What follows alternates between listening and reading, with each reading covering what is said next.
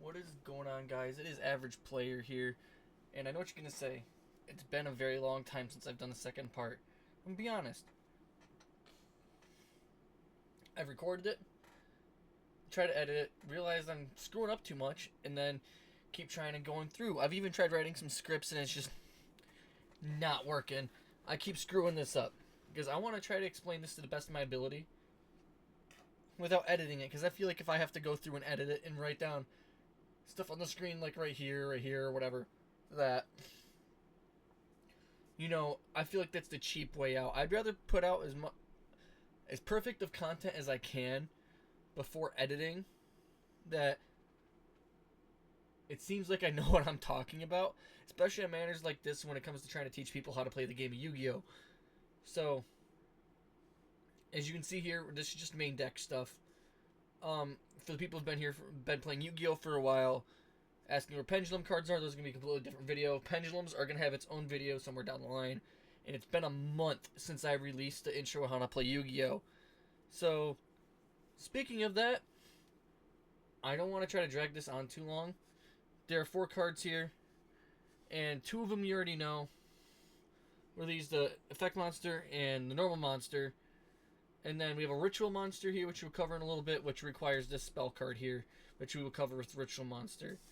So just to go back over what we talked about a little bit in previous video, any monster that's level 4 or lower, you can normal summon without tributing, unless stated otherwise. That the card can't be normal summoned, or it has to be special summoned, something along the lines like that. But if it's level 4 or lower, you can normal summon it without tributing.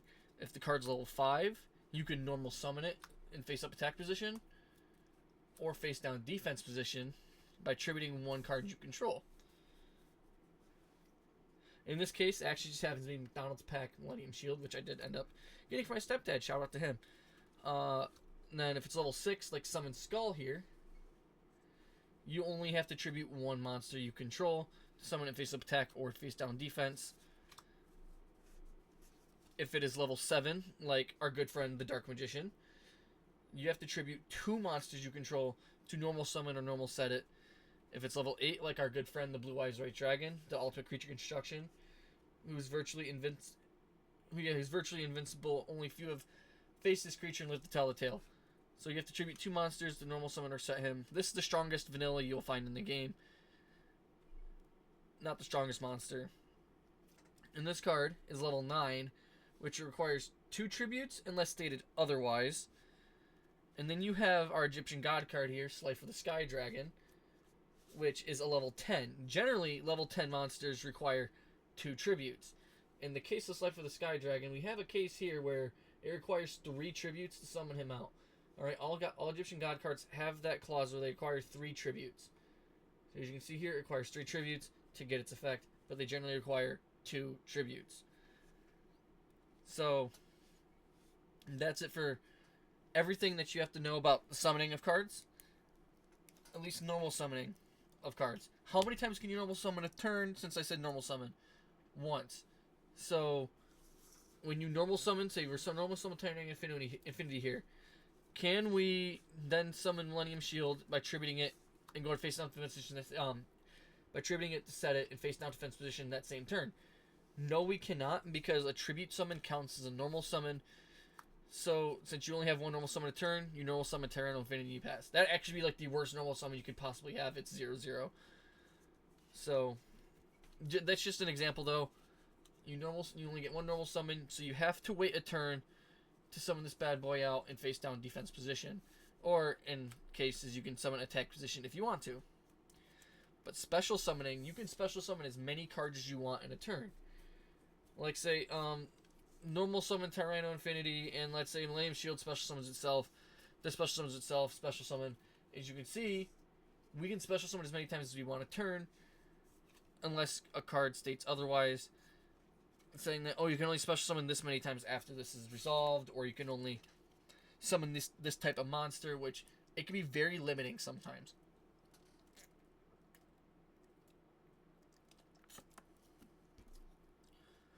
So you might be wondering what this ritual card is. Alright, this is a ritual monster, as I stated earlier. He happens to be a Blue Eyes monster. His name is Blue Eyes Chaos Max Dragon. So ritual monsters will have written on the card how you're supposed to summon him. You can ritual summon this card with Chaos form. Must be ritual summoned. Your opponent cannot target this card with card effects. Cannot be destroyed by opponent's card effects. If this card attacks event position monster, inflict piercing battle damage. So you might think like, oh geez, this card's actually pretty strong. Yeah, this card kind of sucks, to be honest with you. But in order to ritual summon, the card will generally say what it needs the ritual card to be to summon it out. In this case, it's Chaos form. And what Chaos form says is this card can be used to ritual summon any Chaos or Blackluster Soldier ritual monster. You can also tribute monsters from your hand or field, or banish a Blue Eyes White Dragon or Dark Magician from your graveyard equal to the levels, exactly equal to the level of the Chaos or Blackluster Soldier ritual monster. Generally, you don't have to equal it. Most ritual cards will just say equal to, and generally most of the time when you ritual summon, it'll give you a lot of leeway. So in between a couple levels, like say we have Dark Magician in our hand and Psy Beast, and this doesn't say it has to be exact. We're going 9 here, so we can make an 8, and generally people won't really care because, you know, it's close enough, but not exact. But this state's exact, so in this case, even though it does require Blue Eyes White Dragon to get this card out, if you want to, you can banish a Blue Eyes or send it to the graveyard from your hand or field to summon him. It is level 8. You can do that. Any ritual monster, you can use as many materials as you want to ritual summon it. So say we have 4 level 2 monsters on the field. You can use all 4 of those level 2 monsters to make this Blue Eyes Chaos Max Dragon. And it will summon it straight from your hand or deck.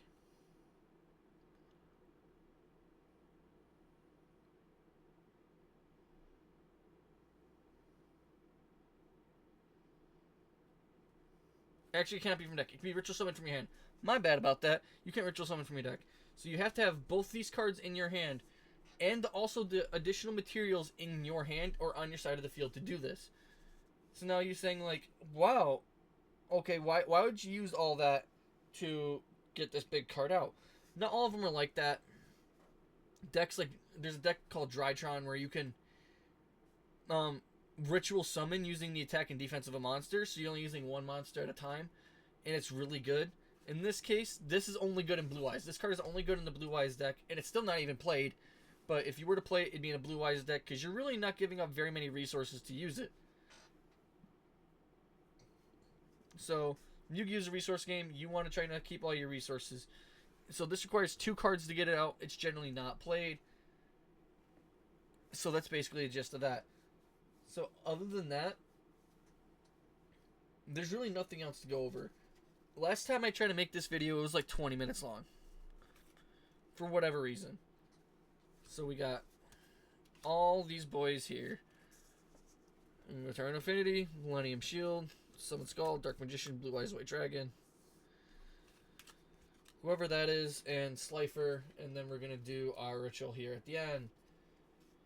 So these are generally all the main deck cards. You got effect monsters, normal monsters, and ritual monsters that generally make up the flow of a deck. You don't need to have all these in your deck for your deck to function. Most of the decks in the game are all full of effect monsters, because if a card generally doesn't do something, it's generally not good. But if a card does something, it is generally good. It depends on what it does to make it good, and depends on the cards around it, whether or not it makes it even better or not. So that's it for the main deck. I do have 2 announcements coming up. One announcement, and they're all revolving around Philadelphia. So Karma, Mad Matt, and myself are going to YCS Philadelphia next month, May 13th and 14th, and I hope to see you guys there. We are going to try to pre-register online, and hopefully a ban list doesn't drop, which sounds like a plan. And then April 6th of 2024, I myself am going to go to WrestleMania, my first one ever, and it's in Philadelphia, and I can't wait. So those are my 2 announcements. I hope to see you guys at the YCS, and I do try to plan on vlogging it. And speaking of vlogging, I know I'm getting a little off track here, but I haven't gone to my locals in the past 2 weeks.